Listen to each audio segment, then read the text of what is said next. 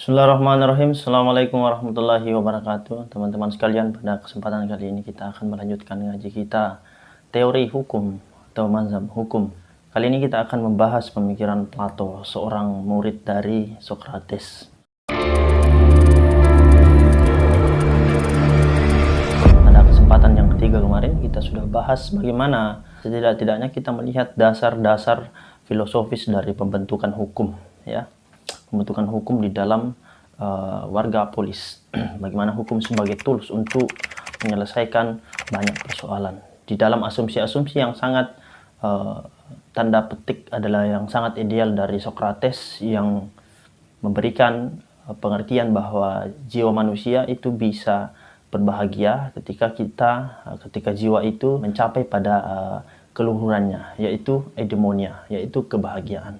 Dan itu bisa dicapai secara swasembada. Berbeda dengan Plato. Plato adalah seorang pendiri dari Taman Akademikus. Mungkin teman-teman pernah mendengarkan itu, yang darinya kita mengenal istilah-istilah akademik, ya.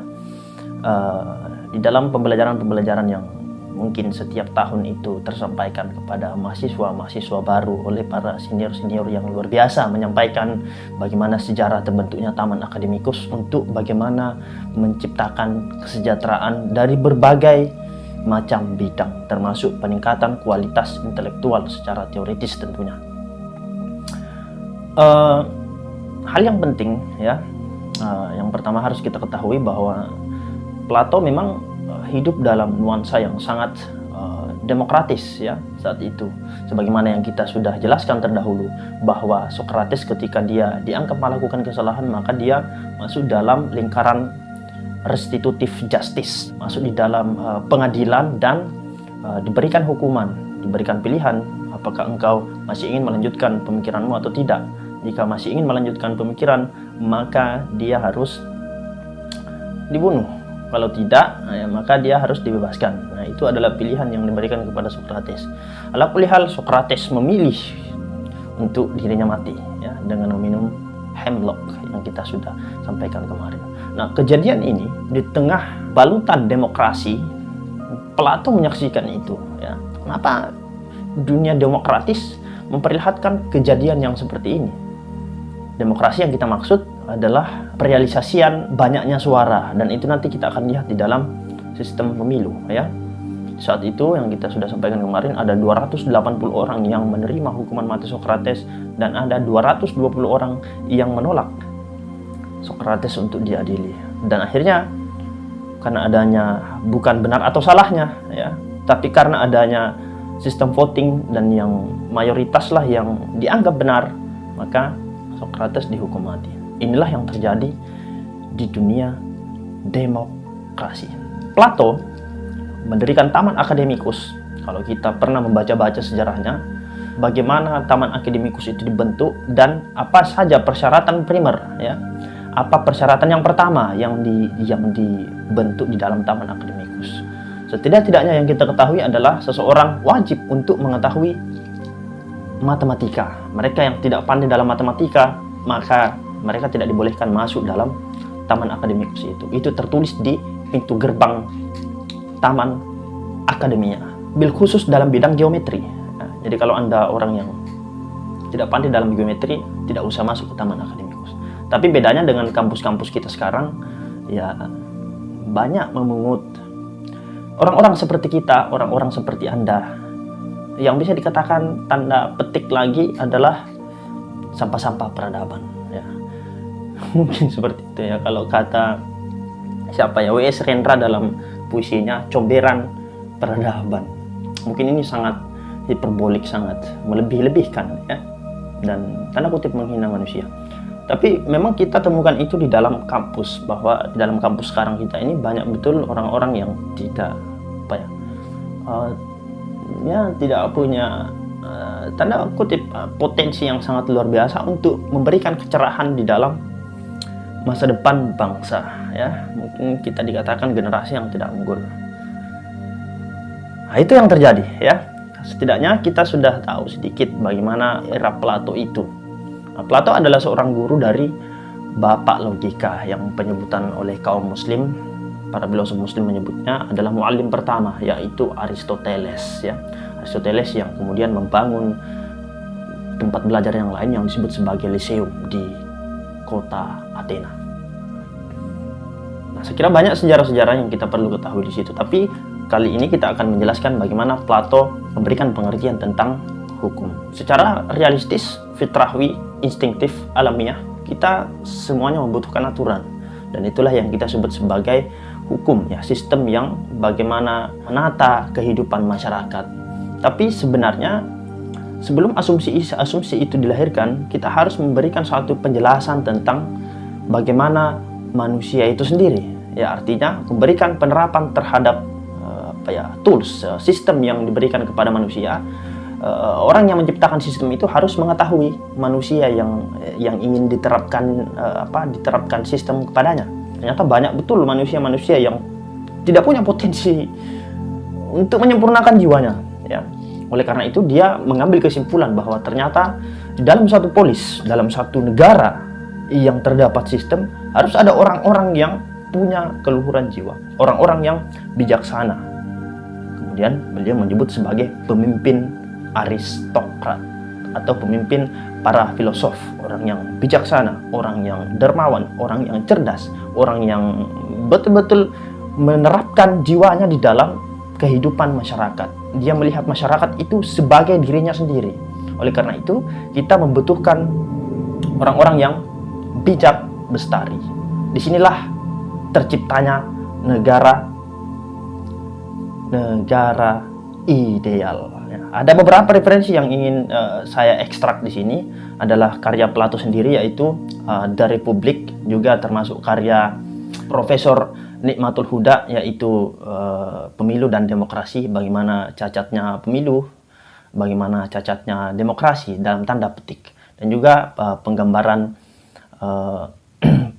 Profesor Ahmad Ali di dalam menguak tabir hukum dan menguak realitas hukum. Itu ada karyanya yang tebal-tebal dan kita perlu membacanya, minimal kita mengetahui dasar-dasar dari hukum secara umum.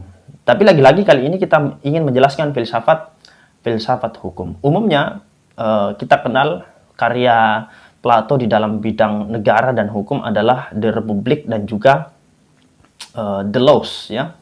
Ada juga Apologi dan macam-macam. Nah, tapi pada intinya adalah ketika Plato melihat polis, negara, ya, kota, sistem pemerintahan, dia mengharuskan adanya satu orang yang cerdas. Itu yang pertama. Nah, kenapa kita perlu orang yang cerdas? Ya karena secara sederhana, kalau orang tidak mengetahui sesuatu, tidak mengetahui masalah dari sesuatu, alih-alih ingin menyelesaikan masalah, justru memberikan atau menumbuhkan masalah yang baru. Jadi masyarakat kita saksikan, ternyata masalahnya adalah seperti ini. Ternyata kita salah mendiagnosa. Kita tidak tepat dalam mengidentifikasi masalah-masalah sosial, masalah ekonomi, masalah politik, dan seterusnya. Oleh karena itu, kita menimbun masalah menggunakan masalah. Jadi kita tidak memperlihatkan masalah yang baru, ya. Tidak memperlihatkan masalah yang lama, kemudian kita menimbunnya dengan masalah yang baru. Tapi masalah yang baru itu dikiranya orang adalah suatu solusi yang sangat solutif bagi masyarakat, tapi ternyata adalah malapetaka bagi realitas sosial dan negara. Nah, disinilah poin yang penting, ya. Ketika kita ingin mencari orang yang cerdas, orang yang bijaksana, orang yang utama jiwanya di dalam sistem demokrasi, maka kita sulit menemukannya. Kenapa seperti itu? Nanti kita akan lihat bagaimana Plato menolak demokrasi. Nah, secara umum kita mengenal ada suatu satu sistem, ya, yang mengcover seluruh polis. Yang Plato katakan ada demokrasi, ya. Demokrasi ini adalah suatu sistem yang mengcover bagaimana, ya, negara itu diciptakan hanya untuk mendapatkan uang, hanya untuk bersenang-senang, hanya untuk mendapatkan kesenangan-kesenangan sementara. Itu adalah demokrasi dan melahirkan hedonisme. Yang kedua adalah negara oligarki, ya, yang dimana warga polis dan juga polis itu sendiri dikontrol oleh oligarki. Apa itu oligarki? Adalah mereka yang memonopoli perdagangan, ekonomi, memonopoli pendidikan, memonopoli kesusastraan, memonopoli pembangunan, ya, dalam bidang arsitektur, memonopoli politik tentunya, dan memonopoli agama, termasuk kebudayaan. Itu adalah oligarki. Ya. Tentu ini tidak bisa dilakukan tanpa orang yang memiliki banyak dana, orang yang memiliki banyak modal. Yang ketiga adalah tirani, adalah pemimpin yang sangat diktatorik. Ya. Kalau kita mungkin bisa contohkan itu dalam era Orde Baru di sejarah bangsa Indonesia. Sejarah dunia yang paling terkenal ada Caligula, ada Fir'aun, dan yang paling terkenal di era dunia modern ya adalah Hitler, sang pelopor Nazi. Itu tirani yang menyeruakkan kesewenang-wenangan dalam kehidupan kita. Nah, tapi karena di era Plato itu dikenal sebagai sistem demokrasi, bahkan prinsip-prinsip equality before the law sudah diterapkan di era itu, maka Plato secara khusus mengkritik demokrasi. Tapi nanti kita akan lihat bagaimana kesimpulan Plato terkait dengan itu. Nah, secara umum, kalau kita membaca-baca karya dalam bidang demokrasi, kita akan menemukan ada 4 pilar, ya, ada 4 tugu, ada 4 dinding, ada 4 pojok koordinat yang menciptakan demokrasi itu. Artinya, demokrasi hanya suatu konsep universal yang ketika terejawantah dalam kehidupan manusia, peradaban umat manusia, dia akan menemukan 4 syarat itu. Yang pertama adalah trias politika.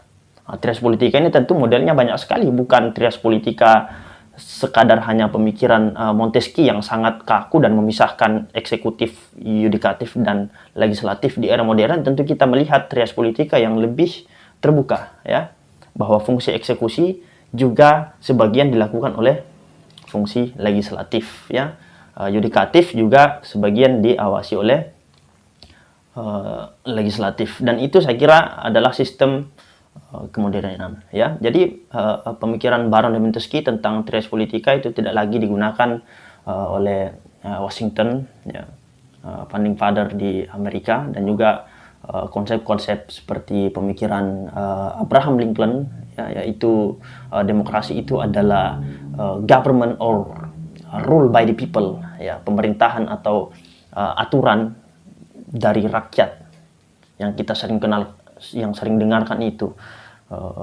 Demokrasi adalah suatu pemerintahan dari rakyat, oleh rakyat, dan untuk rakyat. Itu secara umum, ya, secara umum. Trias politika, ya, di Indonesia juga kita sudah mendapatkan itu, dan ada bahkan mixed hukum, ya, ada hukum yang sudah bercampur aduk, kita sulit untuk mengetahui secara spesifik. Mungkin ini karena dominasi Eropa yang sangat besar, ya, sehingga menerapkan hanya ada beberapa hukum, yaitu hukum yang berkembang dari Eropa kontinental dan juga hukum yang dianggap realis dari Skandinavia dan juga Amerika. Tapi itu persoalan yang lain dalam sistem ketatanegaraan, ya. Prinsipnya demokrasi yang pertama harus kita lakukan adanya, ya, harus kita terima adanya trias politika. Yang kedua adalah kebebasan pers. Kebebasan pers. Jika ada suatu media massa, orang-orang yang ingin mencari berita tertentu terkait dengan kasus-kasus kebijakan pemerintah, baik dalam sisi ekonomi dan politik, mereka harus terbuka. Tidak boleh melarang para jurnalis untuk mengungkap semua itu, dan mereka tidak boleh memenjarakannya berdasarkan apa yang diungkap di dalam fakta-fakta yang memang sangat faktual, ya, sangat benar. Itu kebebasan pers. Yang ketiga adalah kebebasan berpendapat. Nah, kebebasan berpendapat ini tentu bukan sekadar nyinyir, ya, bukan sekadar menghujat, membangsat-bangsati yang lain, membobrokkan yang lain, tidak. Tapi ada data, ya, kita mendapatkan data, kemudian kita memberikan satu interpretasi terhadap data itu, kemudian kita sampaikan kepada publik. Bukan hanya, ya, tanda petik kita kalau baca-baca komentar di Instagram atau di media-media yang lain, kita mendapatkan komentar-komentar yang betul-betul tidak tidak memberikan edukasi, ya, tidak memperlihatkan kebebasan berpendapat yang memang mensejahterakan. Nah, kebebasan berpendapat dalam hal ini adalah kita harus punya tools, ya, kita harus punya pikiran, ya, minimal sebagai suatu analisis, ya, pisau analisis untuk membaca data. Jikapun orang punya analisis tapi tidak ada data, maka itu saya kira tidak bisa dimasukkan dalam satu pengertian kebebasan berpendapat. Intinya kebebasan berpendapat di dalam dunia demokrasi kita memerlukan data dan kita menganalisisnya sesuai dengan dimensi atau kekhususan intelektual kita, ya. Itu kebebasan berpendapat. Yang keempat, ini yang paling inti, yang dimana rakyat betul-betul ingin menjalankan itu dan karenanya dialah yang memenangkan pertarungan di gelanggang politik, yaitu pemilu, pemilihan umum. Jadi ada 4 pilar demokrasi. Yang pertama adalah trias politika, yang kedua adalah kebebasan pers, yang ketiga kebebasan berpendapat, yang keempat adalah pemilu. Nah, pemilu ini ya kita temukan tentunya, walaupun ada undang-undang yang terkait dengan money politik, ada KPU, ada Bawaslu, ya, bahkan undang-undang partai politik dan seterusnya, itu sudah menyarankan untuk tidak bermoney politik, ya. Tapi sulit untuk terhilangkan, ya. Jadi pemilu apakah meniscayakan adanya money politik, ya, sehingga orang tidak lagi banyak mempercayai, ya, siapapun yang naik, ya, siapapun yang menduduki jabatan tertentu, masyarakat tidak akan melihat itu lagi, tapi masyarakat hanya melihat dalam 5 menit itu dia menikmati uangnya dan seterusnya, ya. Jadi masyarakat diberikan kedaulatan hanya 5 menit di tempat mencoblos, ya. Ya, di TPS, ya. Jadi masyarakat hanya diberikan waktu 5 menit. 4 tahun, ya 5 tahun lebih itu diberikan kepada elit untuk memutar kekuasaan itu, ya.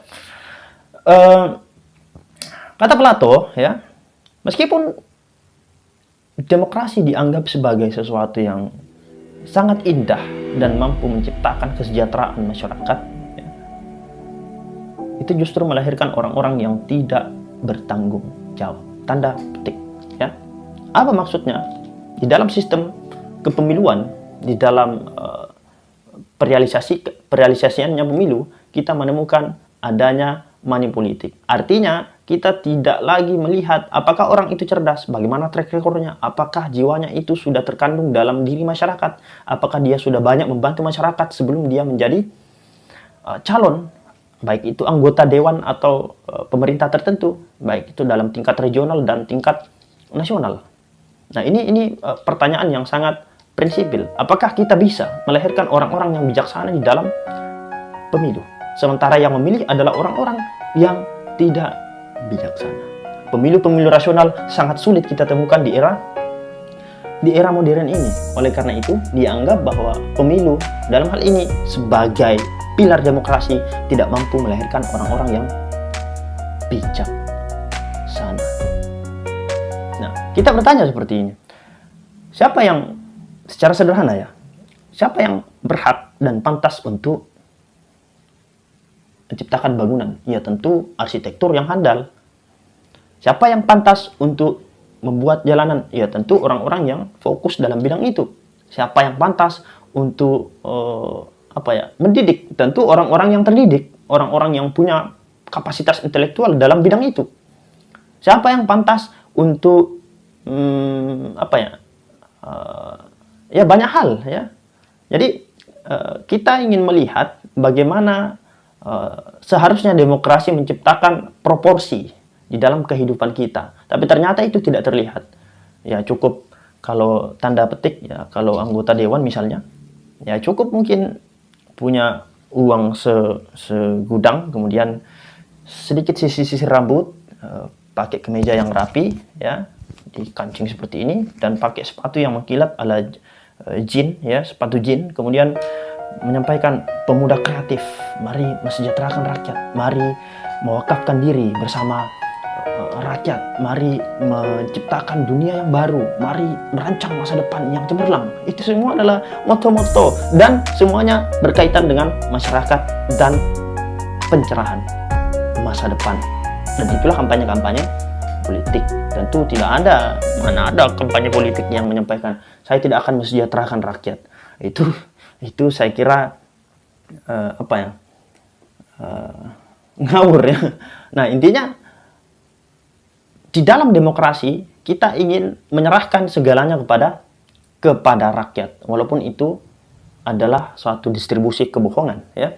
Pada prinsipnya Plato menolak demokrasi berdasarkan, ya, pertanyaan sederhana tadi, siapakah yang pantas untuk memimpin negara, ya.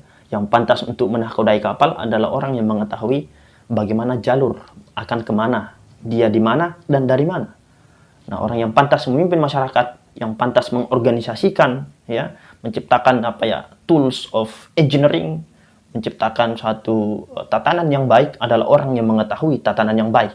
Dan yang kedua, orang yang mengetahui sesuatu sebagaimana adanya. Itulah negara yang ideal, ya. Negara yang sangat ilahiyat, ya.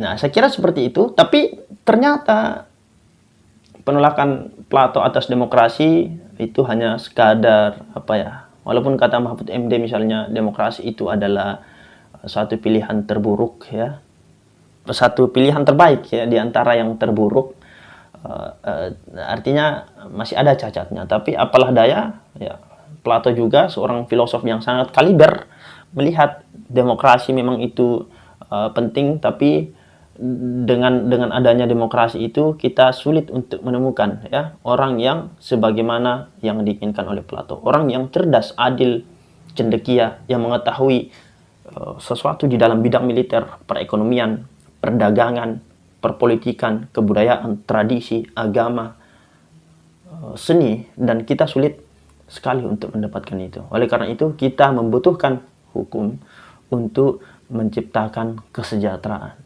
yang baik. Inilah yang dituliskannya di dalam The Laws, dalam The Republic. Plato itu mengampanyekan bagaimana negara ideal, tapi di dalam The Laws dia sudah menyarankan hukum untuk dilaksanakan. Tapi walaupun hukum itu memiliki substansi yang baik, tapi bagaimanapun dia harus dijalankan oleh orang-orang yang baik. Hukum yang baik tidak meniscayakan melahirkan keadilan bila orang-orang yang mengontrolnya itu tidak baik. Oleh karena itu, yang paling substansial di dalam satu sistem adalah orang-orang yang menjalankannya. Itulah kenapa misalnya di dalam negara hukum, ya, kita sebagian banyak mungkin, ya, termasuk Anda, tidak lagi meyakini jaksa, meyakini hakim sebagai pihak yang mengadili, tidak lagi meyakini polisi, tidak lagi meyakini aparatur-aparatur negara ketika ada terjadi ketimpangan-ketimpangan hukum, ya. Kalau kata Haris Azhar kemarin adalah kita harus judicial review di jalanan, menghilangkan fungsi Mahkamah Konstitusi, ya. Artinya orang sudah tidak lagi percaya dengan hukum jika pejabat-pejabat hukum, ya, orang-orang yang masuk di dalam dinamika hukum itu tidak melaksanakan hukum dengan baik, ya. Saya kira seperti itu secara umum pandangan Plato. Prinsipnya, meskipun pemikiran Plato ini sangat idealis, ya, sangat mungkin mustahil untuk dilakukan, tapi kita tetap akan berusaha keras untuk ke sana. Kenapa? Bagaimanapun setiap sistem yang baik adalah yang diciptakan oleh orang-orang yang baik. Artinya sistem yang baik adalah akibat dari orang-orang yang baik. Orang-orang yang baik terlihat di dalam keluhuran jiwanya, baik keluhuran jiwa dalam tingkat teoritis yakni akal, dan tingkat praktis yakni bagaimana keterpautan dan keempatian yang dilahirkan oleh perasaannya kepada masyarakat. Saya kira seperti itu. Terima kasih. Assalamualaikum warahmatullahi wabarakatuh.